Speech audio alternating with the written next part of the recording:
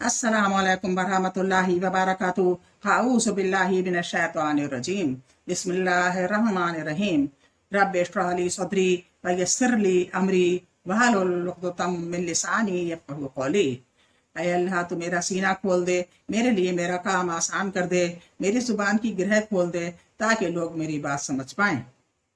अल्लाहुम्मा सल्लि अला मुहम्मद व अला आलि मुहम्मद।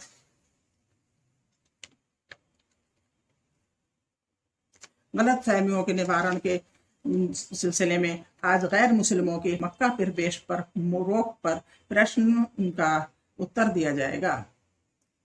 जो ये सीरीज चल रही है, सीरीज के गैर जो गलत फहमियाँ हैं गैर मुस्लिमों में, उनमें इसका ये क्वेश्चन है कि गैर मुस्लिमों के मक्का प्रवेश पर रोक क्यों कर लगाई गई है। बहुत से अक्सर गैर मुस्लिम कहते हैं कि ये क्यों क्या है कि मुसलमानों के मक्का में कोई नहीं जा सकता, अरब वालों ने ये क्यों रोक लगा रखी है। तो इसका जवाब है प्रश्न, गैर मुस्लिमों को मक्का और मदीने में जाने की अनुमति क्यों नहीं दी जाती है।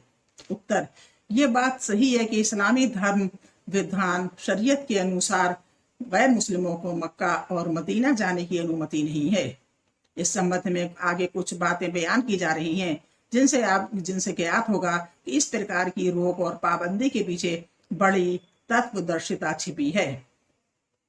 नंबर 1, तमाम नागरिकों को फौजी इलाकों में प्रवेश की अनुमति नहीं होती।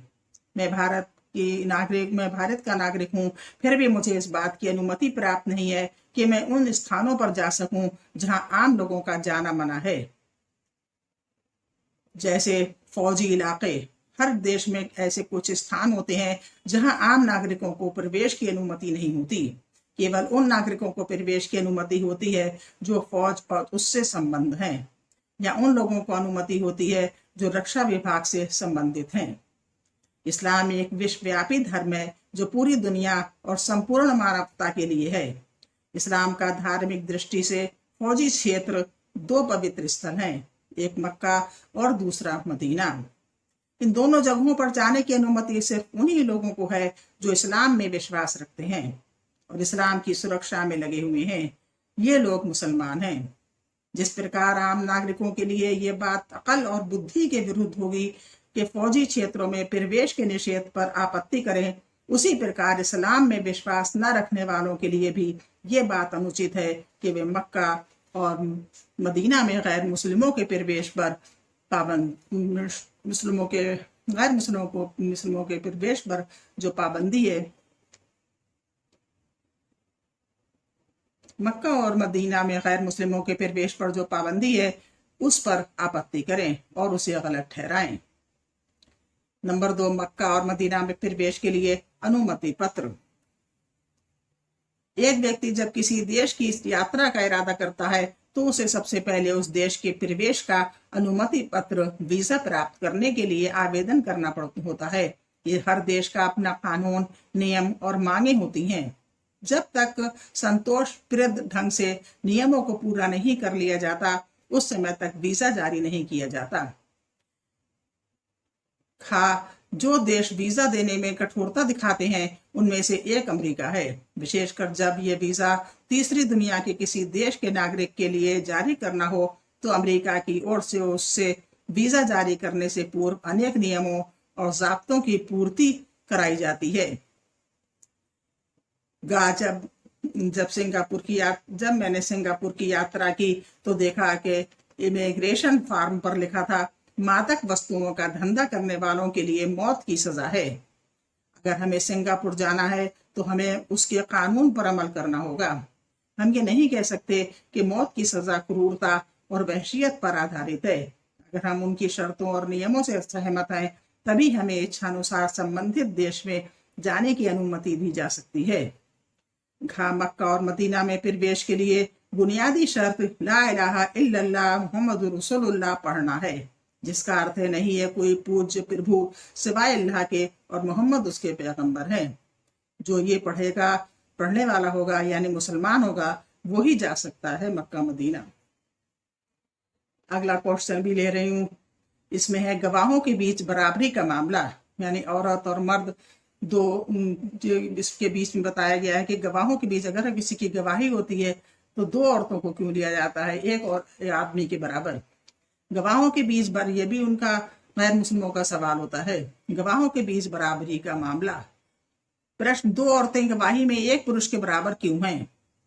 यह बात सभी जानते हैं, यह बात सही नहीं है कि हमेशा दो औरतों की गवाही एक पुरुष ही के बराबर होती है। ये केवल कुछ मामलों में है। कुरान में कम से कम 5 ऐसी आयतें हैं जिनमें गवाहों की गवाही का उल्लेख है, लेकिन उनमें औरतों और पुरुषों में अंतर की बात नहीं कही गई है। कुरान की सूरा बकरा की आयत 282 तो कुरान की सबसे बड़ी आयत है। उसमें माल और लेन देन संबंधी आदेश दिए गए हैं। उस आयत का अनुवाद यह है, ऐ ईमान लाने वालों, जब किसी निश्चित अवधि के लिए आपस में कर्ज का लेन देन करो तो उसे लिख लिया करो और अपने पुरुषों में से 2 गवाहों को गवाह बना लो। यदि 2 पुरुष न हो तो 1 पुरुष और 2 स्त्रियां जिन्हें तुम गवाह के लिए पसंद करो गवाह हो जाएं, ताकि एक कंफ्यूज हो जाए तो दूसरी याद दिला दे। यदि 2 पुरुष न हो तो 1 पुरुष और 2 स्त्रियां जिन्हें तुम गवाह के लिए पसंद करो गवाह हो जाएं, ताकि एक कंफ्यूज हो जाए तो दूसरे उसे याद दिला दे। जो कुरान की दूसरी सूरत की 282 आयत है। यह आपातकाल माल के लेन देन और ये आयत जो है वो आम माल के लेन देन और खरीदने बेचने के संबंधित मामलों पर रहनुमाई करती है। इस प्रकार के मामलों में यह आदेश दिया जा रहा है कि लिखित रूप में दोनों पक्षों के बीच इस तरह का मुआहदा तय हो जाए और उसके लिए 2 गवाह बनाए जाएं। ये ज्यादा अच्छा है कि वे दोनों पुरुष ही हों। अगर 2 पुरुष ना मिल सके तो 1 पुरुष और 2 औरतें काफी होंगी। जैसे कि एक व्यक्ति किसी खास बीमारी का ऑपरेशन कराना चाहता है, जैसे एक व्यक्ति किसी खास बीमारी का ऑपरेशन कराना चाहता है तो सही तौर पर इलाज के बारे में जानने के लिए वो इस बात को प्राथमिकता देता है कि वो 2 योग एवं मान्यता प्राप्त डॉक्टरों की इस बारे में राय जाने। वो इस बात को प्राथमिकता देता है कि वो 2 योग एवं मान्यता प्राप्त डॉक्टरों की इस बारे में राय जाने। अगर उसे 2 सर्जन नहीं मिल पाते तो 1 सर्जन और 2 जनरल डॉक्टरों से जो केवल MBBS हैं संपर्क करता है, क्योंकि दूसरे विकल्प के तौर पर अब यही उसके बारे में बाकी रह जाता है। इस प्रकार माल संबंधी या कारोबारी लेन देन में 2 पुरुषों को प्राथमिकता दी जाती है। इस्लाम पुरुष को इस रूप में देखता है कि वो अपने घर वालों की आर्थिक जरूरत पूरी करने का जिम्मेदार है। अब चूंकि आर्थिक जिम्मेदारी पुरुष के सिर है, इसीलिए उनसे यह आशा की जाती है कि वे औरतों के मुकाबले में कारोबारी मामलों के अंदर ज्यादा योग्यता, काबिलियत और तजुर्बे वाले होंगे। दूसरे विकल्प के तौर पर गवाह 1 पुरुष और 2 औरतें हो सकती हैं।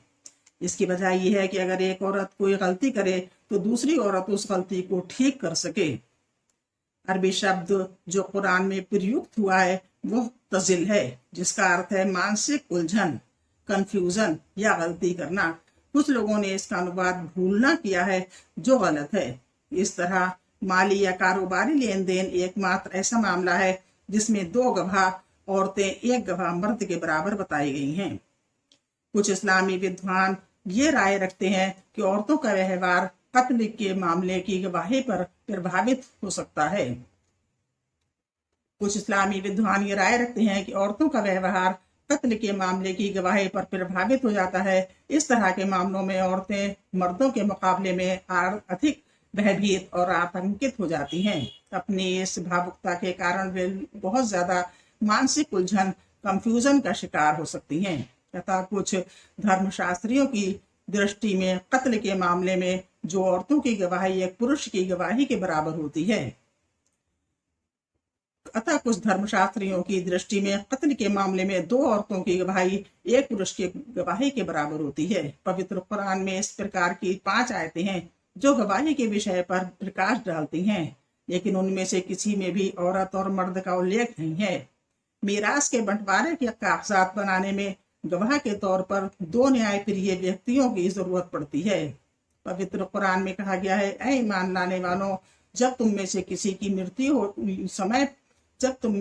की मृत्यु का समय आ जाए तो वसीयत के समय तुम में से 2 न्यायप्रिय व्यक्ति गवाह हों।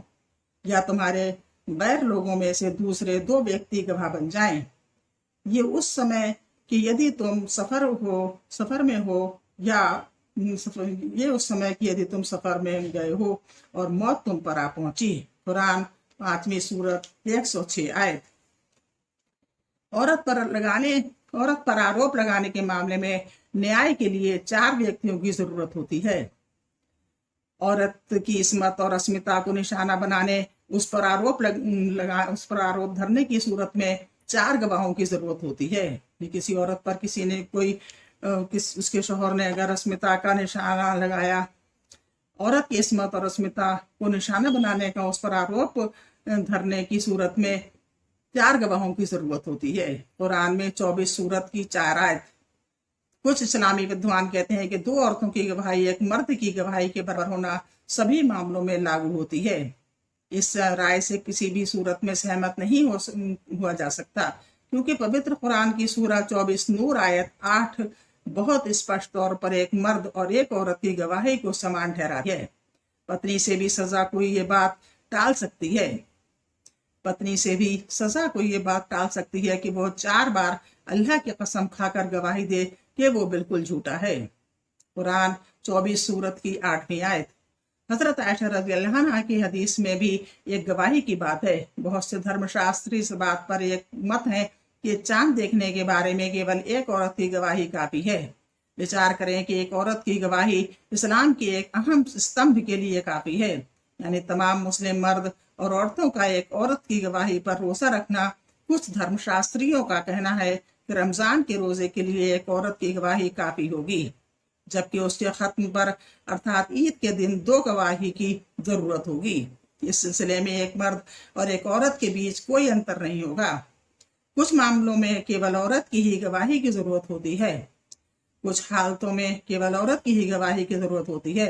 मर्द की गवाही उस सिलसिले में कबूल नहीं होगी। उदाहरणार्थ, औरतों के विशेष मामलों में, जैसे कि औरत के शव को गुस्ल देते वक्त गवाह औरत ही हो सकती है। कारोबारी और माल संबंधी मामलों में प्रकट रूप से जो असमानता पुरुषों और औरतों के बीच दिखाई देती है, उसकी वजह लैंगिक असमानता नहीं है। उसका कारण वास्तव में केवल ये है कि पुरुषों और औरतों की अपनी प्राकृतिक विशेषताएं और समाज में विभिन्न भूमिकाएं हैं, जिन्हें इस्लाम ने उनमें से प्रत्येक के लिए निश्चित किया है। ये इसके क्वेश्चनों के आंसर थे गैर मुस्लिमों के लिए जो वो उठाते हैं। इंशाअल्लाह अब कल मुलाकात होगी। अल्लाह हाफिज। दुआ कीजिए कि सब राह रास्त पर आ जाएं और दीन को बुलंद करें।